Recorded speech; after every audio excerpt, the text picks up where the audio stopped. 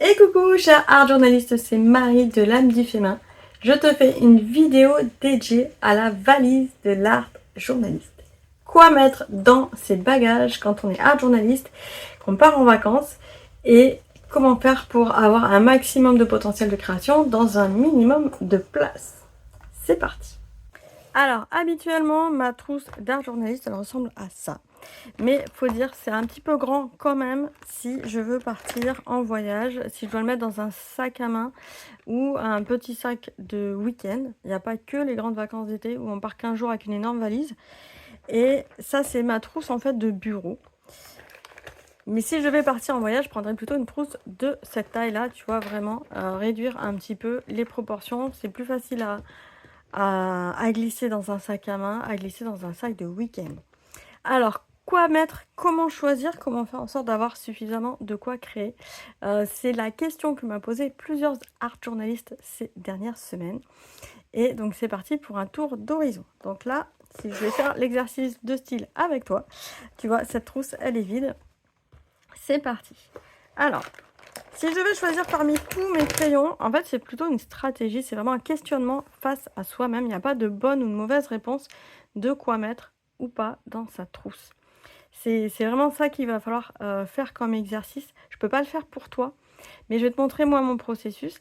Je pense que c'est assez similaire. On a tout un processus et on a tout un peu les mêmes, à peu près les mêmes outils, mais il va y avoir quand même des nuances.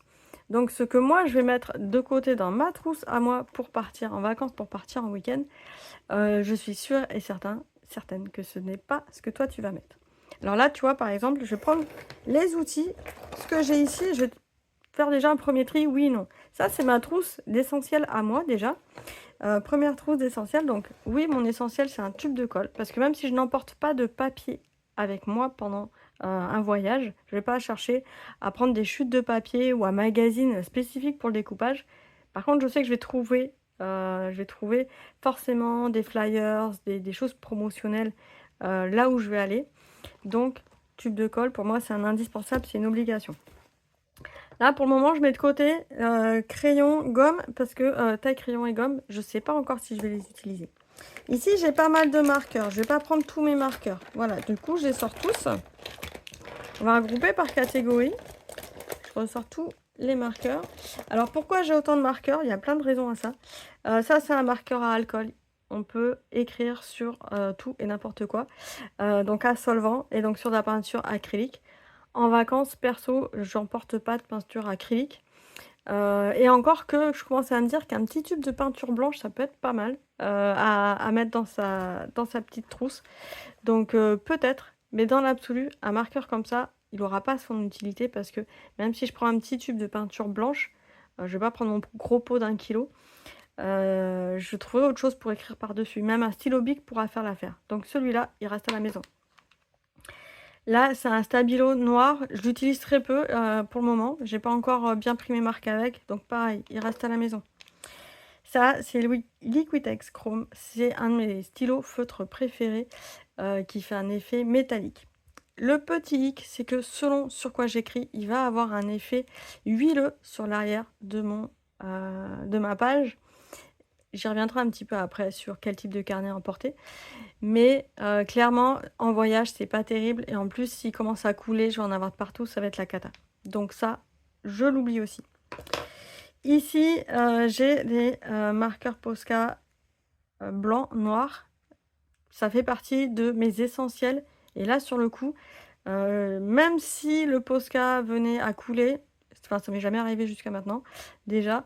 Et au pire, ça se nettoie. Donc ça, il n'y a pas de souci. Hop, j'embarque. Ensuite, une paire de ciseaux. Ça peut toujours servir pour détourer. Donc oui. Après, je vais prendre les crayons à papier d'abord. Voilà, c'est bien de faire un peu par catégorie de type.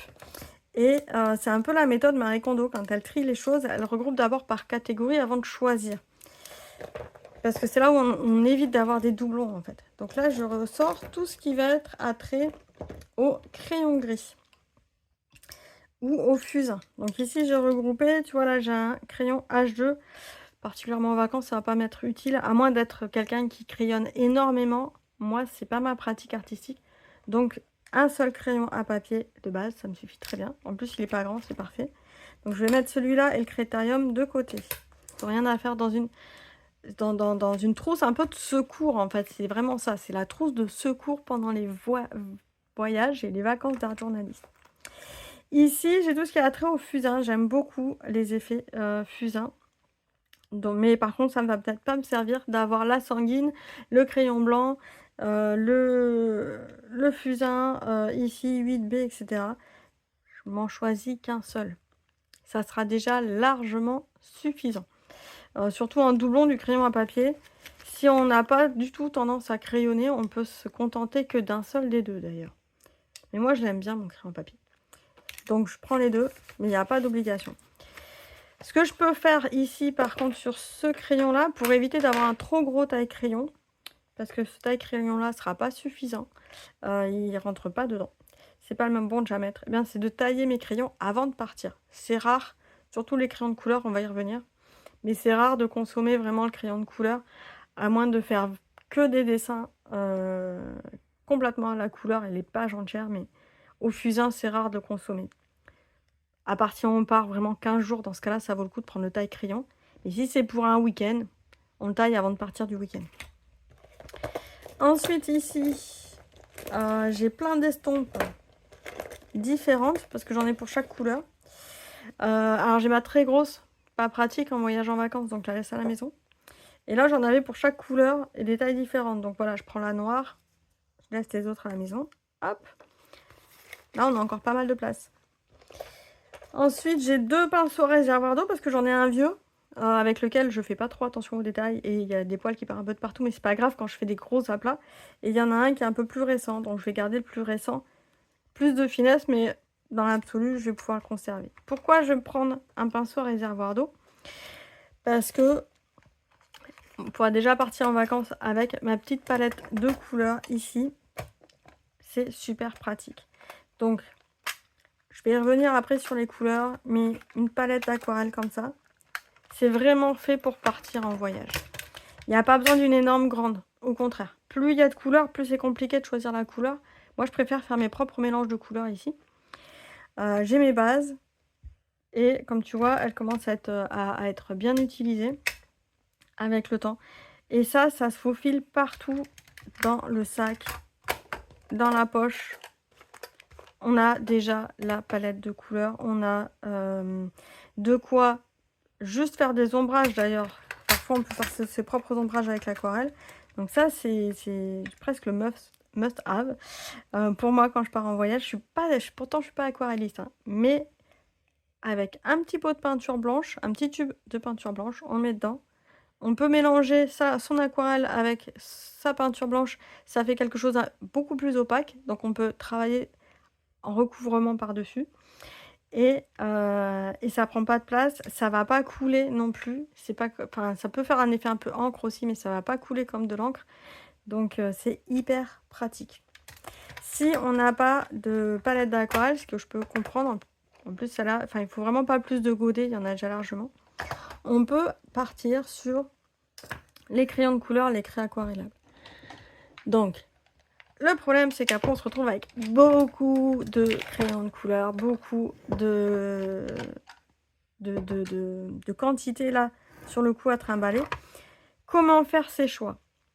Clairement, moi, je prends pas tout ça pour partir en voyage. Déjà, quand je les trimballe pour faire des ateliers à l'extérieur, je trouve que c'est volumineux. Donc, encore moins pour partir en vacances. Donc, ce que je te propose, ce que je pratique moi aussi, c'est de choisir 2 à 3 couleurs maximum.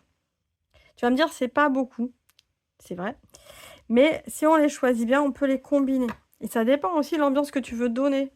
Donc là, pareil, c'est à toi de faire un petit temps d'introspection, savoir dans quelle palette de couleurs tu te situes en ce moment. Ou sur quelle palette de couleurs tu envisages ton déplacement. Et choisir les couleurs en fonction. Tu vois, là, si je devais faire le déplacement pour les JO, je prendrais du bleu, blanc, rouge et peut-être les couleurs des JO, mais pas plus. Si je pars sur la plage, sur ma plage, je vais choisir du orange et du jaune. Et peut-être un bleu ou un bleu turquoise, voilà, pour faire la mer. Si je pars, je sais pas, à la montagne, je vais plus partir sur du vert, un peu de marron. Et tu vois, en 3 couleurs, on a déjà une ambiance. Il n'y a vraiment pas besoin d'avoir plus. Et moins tu vas avoir de couleurs, et plus, d'ailleurs, tu vas, quand tu vas te mettre à pratiquer, tu vas chercher à faire des petits mélanges de couleurs, à faire des effets. Alors là, je suis partie sur des gros crayons Woody Stabilo. C'est pratique et pas pratique. Ça permet de faire des grands aplats de couleurs quand on n'a pas d'aquarelle. C'est pas pratique parce que c'est vite très gros dans sa trousse. Donc, en alternative, après, il faut vraiment voir en fonction de ce que toi, tu as dans ton sac. Ça va être ici des crayons de couleur aquarellables. Là, c'est pratique. Et même conseil, choisis 3 crayons, pas plus. Donc là, moi, si je vais partir demain à la plage, je prendrai, hop, un bleu, plutôt un turquoise d'ailleurs. On va dire que je pars vraiment dans une super plage. Un jaune orangé et un orange un peu plus foncé. Zou, voilà. J'ai ma palette de crayons, je les mets là. J'en ai pas besoin de plus. Après, ce qui peut être sympa, tiens d'ailleurs c'est parti là-bas, hop, c'est d'avoir un petit rouleau de masking tape. On n'y pense pas toujours, là pareil, tu coordonnes un peu tes couleurs avec tes crayons. Bah tiens, j'ai pas fait exprès, mais effectivement j'ai un masking tape qui rappelle un peu les vacances, avec du turquoise. L'avantage c'est que ça va te faire un complément déjà pour illustrer tes pages et pour coller des choses que tu vas glaner dans ton art journal qui ne se colle pas toujours bien avec la colle qu'on a. Hop, ici. Donc le taille crayon et la gomme, comme tu l'as vu, ça va être en fonction des crayons que tu vas avoir choisi. Si tu n'as pas envie d'avoir des crayons ou si tu n'en as pas des crayons, tu peux faire la même chose avec des feutres. Les feutres, tu peux les aquareller si tu prends une petite, même une carte de fidélité tout simplement, qui va te servir de palette de couleurs où tu gribouilles ton feutre dessus et venir prélever avec un pinceau à réservoir d'eau. Voilà. Et la gomme, pareil, ça dépend. Si tu as l'habitude de crayonner ou pas, tu prends ta gomme. Si tu n'as pas l'habitude de crayonner, tu prends pas ta gomme. Moi, j'aurais tendance à prendre ma gomme si ça rentre dedans, mais si ça rentre pas dedans, c'est peut-être quelque chose que je vais enlever. Ensuite, qu'est-ce qui me reste ici dans ma trousse? Alors, j'avais une mousse. En vacances, on peut s'utiliser juste les doigts ou on va facilement trouver un sopalin, quelque chose comme ça, un mouchoir. Donc, je prends pas la mousse pour estomper. Mon crayon 4 couleurs, ça, c'est plus quelque chose qui va dans mon agenda.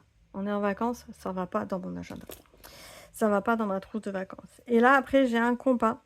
Je fais pas tout le temps de la géométrie sacrée. Donc, encore moins quand je suis en déplacement parce qu'il faut être vraiment au calme, il faut être à plat.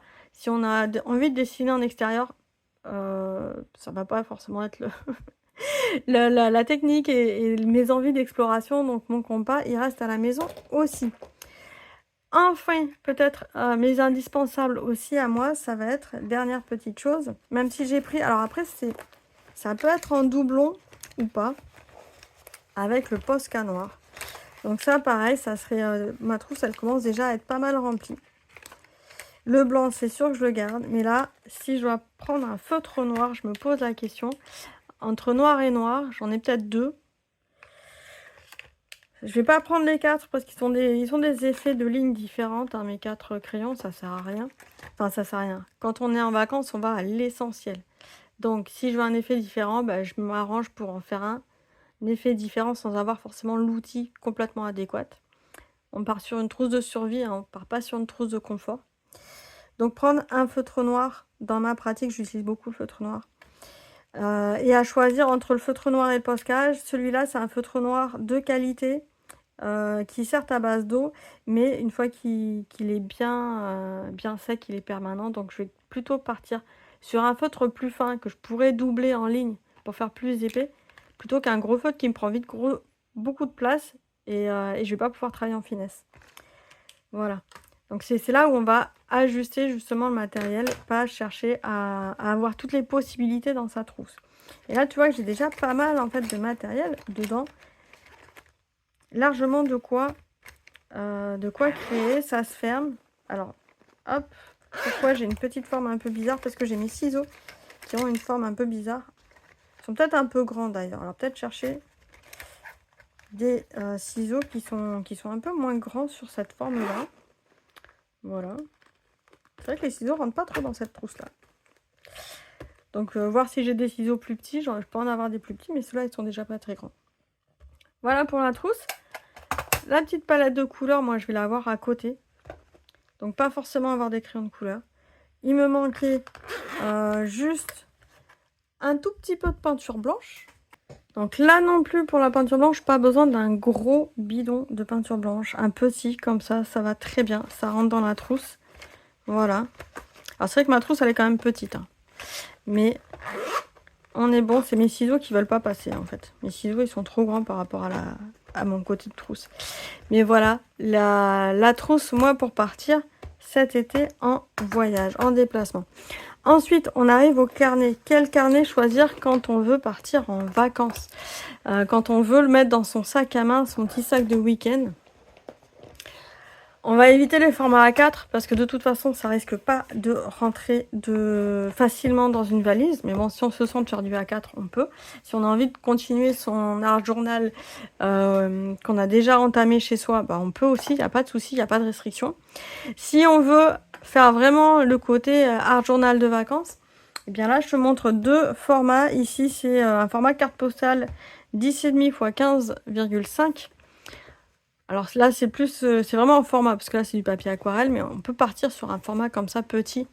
Ici avec des anneaux, ça permet de pouvoir mettre du volume à l'intérieur, de pouvoir quand on est un peu sur une bord de un bord de table, en terrasse ou quoi que ce soit, de ne pas prendre beaucoup de place, parce qu'il y a aussi ce côté pas prendre beaucoup de place. Si on est dans le train aussi, si on fait beaucoup de voyages dans le train, c'est pratique. Et là, ça permet d'avoir et de quoi gribouiller, de faire son art journal, sa petite création, et avoir de l'espace autour. Donc pas mal comme support. Après en support, en format aussi très sympa, et là ça offre un peu plus de possibilités. D'ailleurs, hop, je pousse un peu mes affaires. C'est un format ici type A5, c'est un format A5. L'avantage, c'est que là, il a un élastique. Donc on est sur la marque Fabriano EcoQua, qui est un nouveau modèle en fait qui vient de sortir, qui est vraiment pas mal. Je l'ai pas encore essayé complètement, mais le concept, je le trouve très bien. Donc l'élastique, pareil ici, des fois il existe des formats élastiques aussi en petit format. L'avantage de l'élastique, c'est que dans son bagage, les feuilles, elles vont pas se corner. Le carnet, il va pas se retrouver avec la trousse qui arrive au milieu. Et sur ce carnet-là, n'importe où on ouvre, il y a une ouverture à plat. Voilà, je montre comme ça. L'ouverture à plat, c'est qu'ici, on peut ouvrir à 180 degrés. Sur toutes les pages, on arrivera à une ouverture 180 degrés. Pas mal pour la jelly plate au passage, mais bon, je pense qu'on ne va pas embarquer sa jelly plate pendant le voyage. Mais l'avantage ici de partir sur un format A5 qui s'ouvre de façon facile et pleinement, eh bien, ça va être d'avoir l'équivalent d'un format A4 en fait. Alors c'est vrai que quand on va créer, ça demande un petit peu plus d'espace sur son espace de création, mais ça nous fait l'équivalent d'un A4. Donc suffisamment d'espace pour s'exprimer pleinement en voyage. Et par contre, pas beaucoup de place dans son bagage. Parce que tu vois qu'ici, il y a 80 feuilles. 80 feuilles de 90 grammes. Assez épaisses. On peut avoir la petite pochette qui va derrière pour ranger ces petites coupures de magazines ou de prospectus qu'on va trouver au fur et à mesure. Les tickets de voyage, les petits coupons. Et ça prend pas beaucoup plus de place. Si ça prend 2 fois plus de place que ce carnet là, mais à avoir en fait l'espace dont tu as à disposition dans tes bagages et l'espace dont tu as besoin pour créer régulièrement, pour te faire plaisir, pour t'exprimer dans ton art journal. Donc c'est un petit peu voilà, à toi de jauger entre ton besoin et tes contraintes de voyage. Autre chose à vérifier, là c'est pour ça que j'ai pris plus des exemples au niveau du format qu'au niveau du type de page.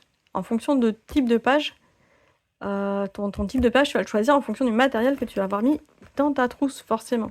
Si tu pars comme moi pour de l'aquarelle, eh bien, privilégie peut-être du papier qui tient bien à l'aquarelle. Bon là, celui-là, j'ai pas encore eu le temps de le tester, voir comment il tenait ou pas l'aquarelle. C'est pas forcément le grammage qui va faire son importance, que la qualité du papier.